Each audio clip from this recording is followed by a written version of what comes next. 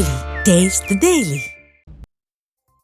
கடலூர் மாவட்டம் விருதாச்சலம் அரசு கொளஞ்சியப்பர் கலைக்கல்லூரியில் மாற்று சான்றிதழ் வழங்க மறுப்பதாக கூறி கல்லூரி முன்பு அமர்ந்து மாணவர்கள் போராட்டத்தில் ஈடுபட்டனர்.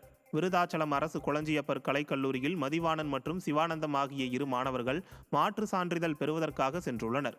அப்போது துறை தலைவர் கண்ணகி என்பவர் மாற்று சான்றிதழ் வழங்க மறுத்ததால் ஆத்திரமடைந்த மாணவர்கள் கல்லூரி முன்பு அமர்ந்து போராட்டத்தில் ஈடுபட்டனர்.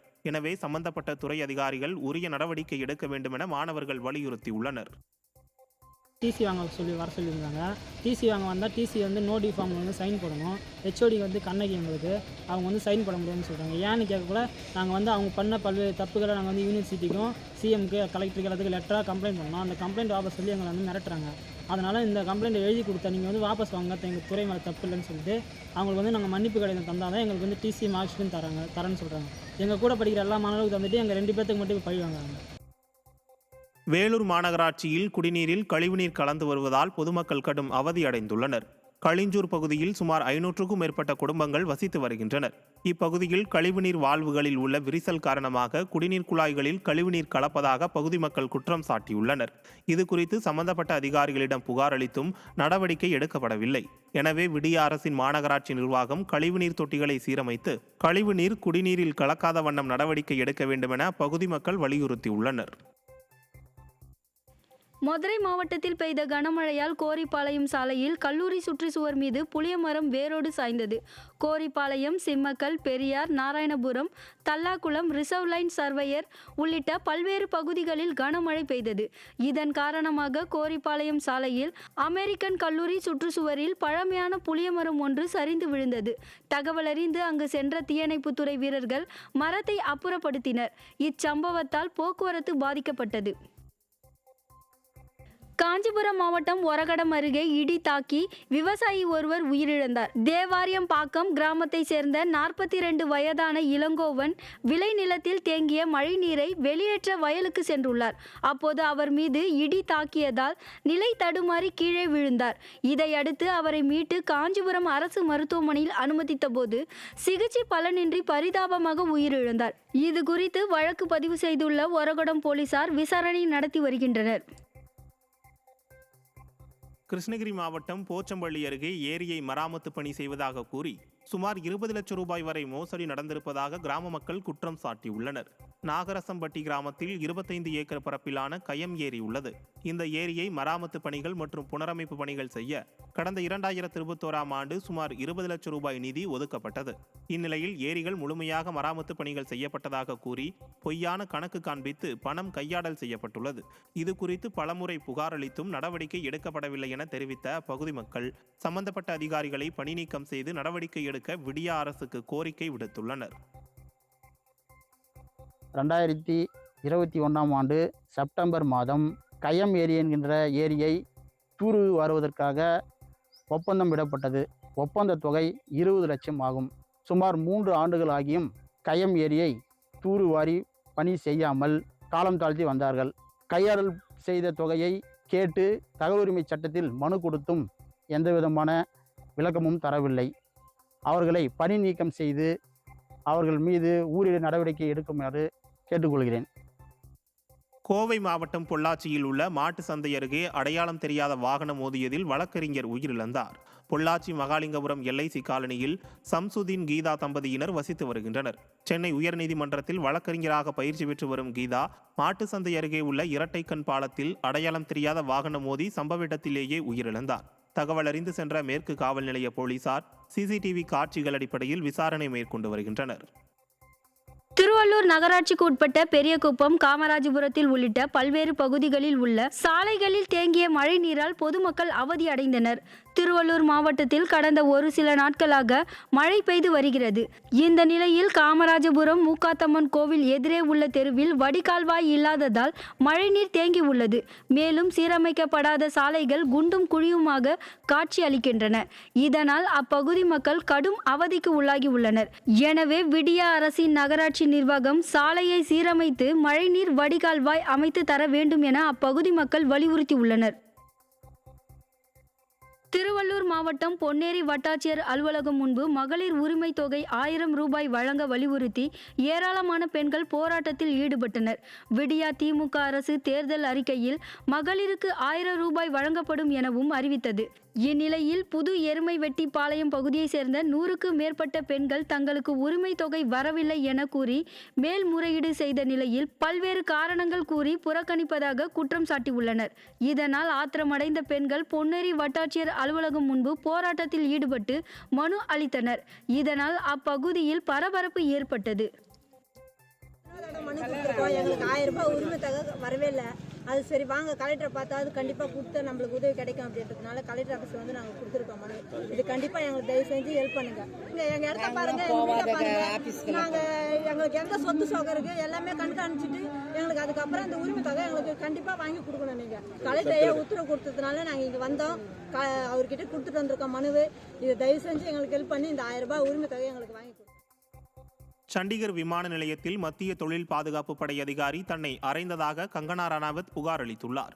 பாலிவுட் நடிகையும் இமாச்சல பிரதேசத்தின் மண்டி தொகுதியின் பாஜக எம்பியுமான கங்கனா ரணாவத் டெல்லி செல்வதற்காக சண்டிகர் விமான நிலையத்தில் பாதுகாப்பு சோதனைக்கு பிறகு விமானத்தில் ஏறுமிடத்தில் சிஐஎஸ்எஃப் அதிகாரி குல்விந்தர் கவுர் தன்னை அறைந்ததாக கூறி டெல்லி வந்தடைந்த கங்கனா சிஐஎஸ்எஃப் இயக்குனர் ஜெனரல் நினா சிங்கிடம் புகார் அளித்தார்.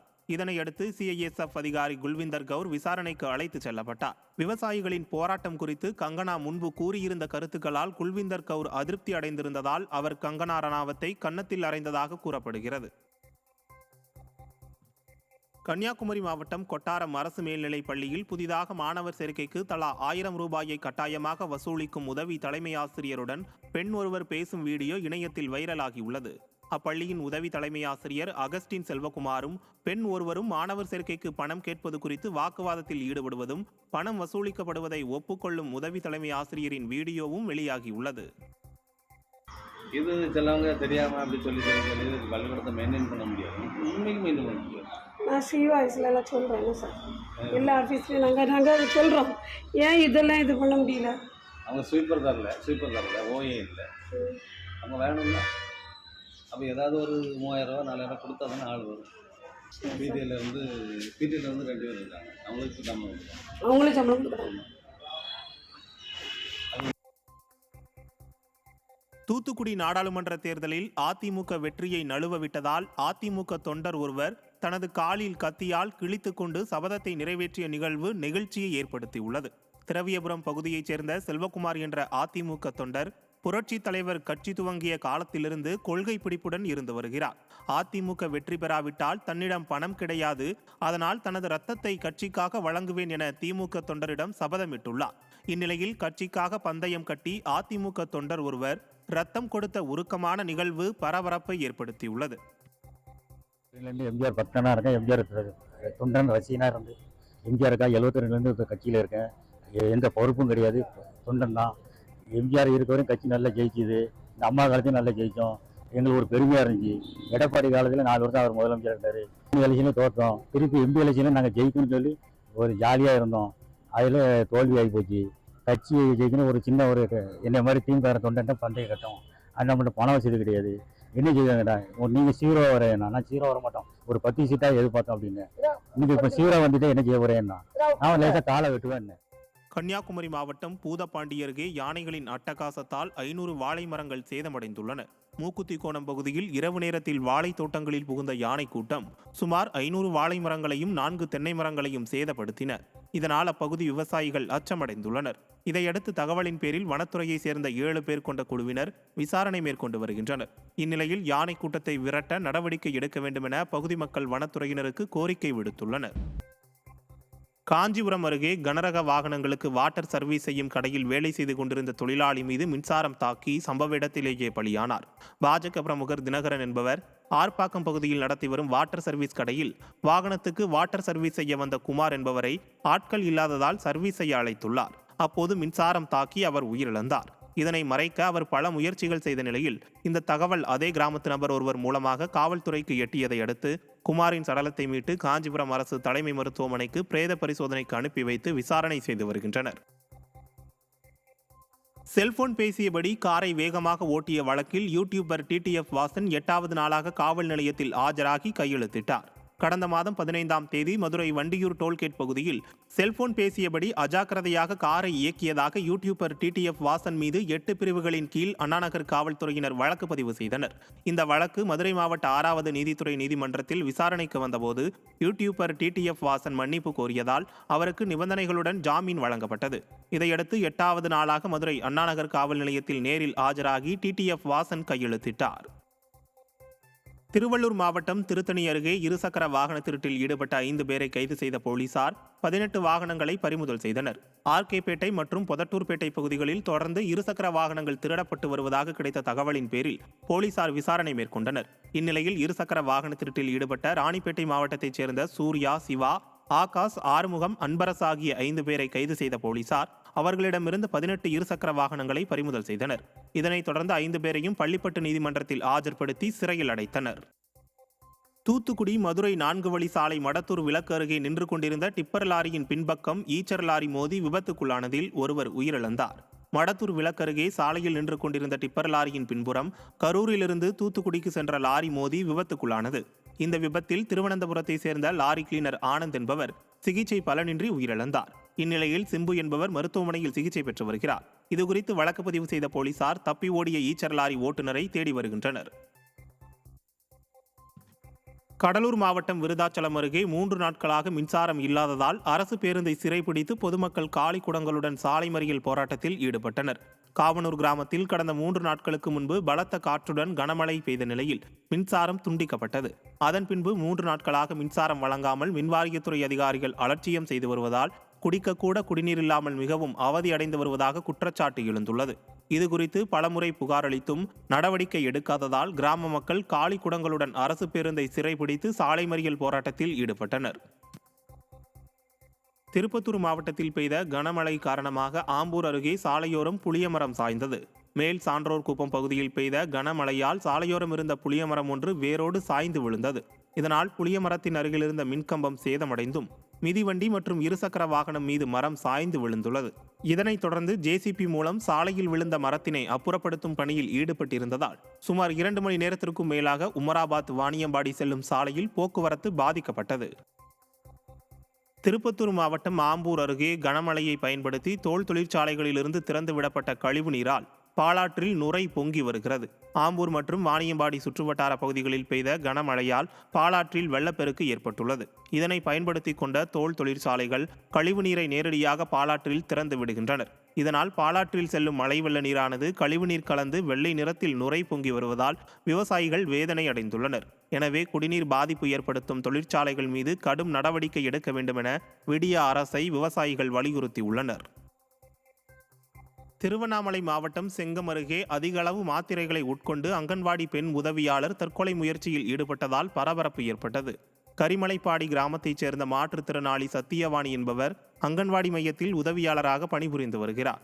இந்நிலையில் அங்கன்வாடி வட்டார ஒருங்கிணைப்பாளர் பிரீதா என்பவர் மாற்றுத்திறனாளி சத்தியவாணியை இழிவாக பேசியுள்ளார். இதனால் மனமுடைந்த சத்தியவாணி மாத்திரைகளை உட்கொண்டு தற்கொலைக்கு முயன்றுள்ளார். இதையடுத்து சக ஊழியர்கள் அவரை மீட்டு மருத்துவமனையில் அனுமதித்த நிலையில் அங்கன்வாடி பெண் உதவியாளரை இழிவாக பேசிய வட்டார ஒருங்கிணைப்பாளர் மீது உரிய நடவடிக்கை எடுக்க விடிய அரசுக்கு வலியுறுத்தியுள்ளனர். வேலூர் மாவட்டம் பீஞ்சமந்தை ஊராட்சி அருகே சேதமடைந்துள்ள சாலையால் மலைவாழ் மக்கள் கடும் அவதி அடைந்துள்ளனர். பீஞ்சமந்தை ஊராட்சியில் உள்ள மலை கிராமங்களில் 12,000க்கும் மேற்பட்ட மக்கள் வசித்து வருகின்றனர். இந்நிலையில் தங்களது அன்றாட தேவைகளுக்காக மலைவாழ் மக்கள் ஒடுகத்தூர் பகுதிக்கு செல்ல வேண்டியுள்ளதால் வனத்துறையினர் மூலம் 4,80 லட்சம் ரூபாய் மதிப்பீட்டில் சாலை அமைக்கப்பட்டது. இந்நிலையில் சில மாதங்களிலேயே குண்டும் குழியுமாக மாறியுள்ளது. இதனால் மலைவாழ் மக்கள் கடும் அவதி அடைந்துள்ளனர். எனவே விடிய அரசின் மாவட்ட நிர்வாகம் உரிய நடவடிக்கை எடுக்க கோரிக்கை விடுக்கப்பட்டுள்ளது. பழனி அருகே திருவிழாவில் நீதிமன்ற உத்தரவை மீறி ஆபாச நடன நிகழ்ச்சி நடத்தியதாக பொதுமக்கள் குற்றம் சாட்டியுள்ளனர். வேலூர் பண்டுகாளியம்மன் உச்சிகாளியம்மன் கோவிலில் வைகாசி திருவிழா நடைபெற்று வருகிறது. விழா நிறைவை முன்னிட்டு காவல்துறை அனுமதியுடன் நடத்தப்பட்ட நடன நிகழ்ச்சியில் அரைக்குறை ஆடைகளுடன் ஆபாச நடனம் இடம்பெற்றதாக பக்தர்கள் வேதனை தெரிவித்துள்ளனர். 1000க்கும் மேற்பட்ட கிராம மக்கள் நடன நிகழ்ச்சியை காண குவிந்த நிலையில் ஆபாச நடனங்கள் பக்தர்களை முகம் சுளிக்க வைத்துள்ளது. தேனி மாவட்டம் சின்னமனூர் அருகே காசோலை மோசடி மற்றும் சாதி பெயரை குறிப்பிட்டு தரக்குறைவாக திட்டியதாக பாதிக்கப்பட்ட பெண் தொடுத்த வழக்கு விசாரணையில் குற்றவாளிக்கு சிறை தண்டனையும் அபராதமும் விதித்து தேனி வன்கொடுமை தடுப்பு சிறப்பு நீதிமன்றம் தீர்ப்பு வழங்கியுள்ளது. ராஜேஸ்வரி என்பவரது மகன்கள் 2 பேருக்கு வெளிநாட்டில் வேலை வாங்கி தருவதாக கூறி 3 லட்சம் ரூபாய் பெற்றுக்கொண்ட ஐயப்பராஜ் வேலை வாங்கி தராததால் பணம் கேட்டுள்ளனர். காசோலை கொடுத்தும் பணம் இல்லாமல் திரும்பி வந்ததால் சாதி பெயரால் திட்டி அவமானப்படுத்தியுள்ளார். இது தொடர்பான வழக்கு விசாரணையில் அவருக்கு 6 மாதம் கடுங்காவல் சிறை தண்டனையும் 16,000 ரூபாய் அபராதமும், அதை கட்டத் தவறினால் மேலும் 1 மாதம் கடுங்காவல் சிறை தண்டனை விதித்து தேனி வன்கொடுமை தடுப்பு சட்ட சிறப்பு நீதிமன்ற நீதிபதி தீர்ப்பு வழங்கினார். திருவள்ளூர் ரயில் நிலையம் அருகே 22 கிலோ கஞ்சா கடத்திய வழக்கில் கைது செய்யப்பட்ட நபருக்கு 12 ஆண்டுகள் சிறை தண்டனையும் 1,20,000 ரூபாய் அபராதமும் விதித்து சிறப்பு நீதிமன்றம் தீர்ப்பு வழங்கியுள்ளது. திருவள்ளூர் ரயில் நிலையம் அருகே போலீசார் நடத்திய சோதனையில் ஆந்திர மாநிலத்திலிருந்து கடத்தி வரப்பட்ட 22 கிலோ கஞ்சாவை பறிமுதல் செய்து சென்னை அசோக் நகர் பகுதியைச் சேர்ந்த ஆறுமுகம் என்பவரை கைது செய்தனர். இவ்வழக்கில் கஞ்சா கடத்தி வந்த குற்றவாளிக்கு 12 ஆண்டுகள் சிறை தண்டனையும் 1,20,000 ரூபாய் அபராதமும் விதித்து சென்னை கூடுதல் சிறப்பு நீதிமன்ற நீதிபதி திருமகள் தீர்ப்பு வழங்கியுள்ளார்.